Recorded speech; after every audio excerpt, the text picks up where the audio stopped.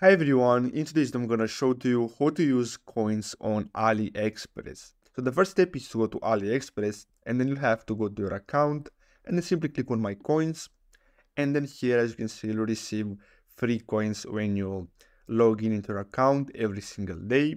And here you can see how many coins do you have and how much you're gonna just save with these coins here. So as you can see I'm saving this amount of money. Now, if I scroll down, as you can see, I get an extra 10% off because of many coins I have.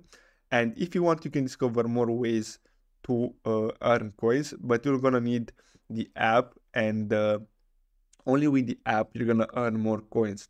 So as you can see here, we have different products that we can use the coins to save some money. So as you can see, I have here this bracelet, and basically now we get an extra 10% because we have these coins here. So I hope you found this video helpful. Thanks for watching.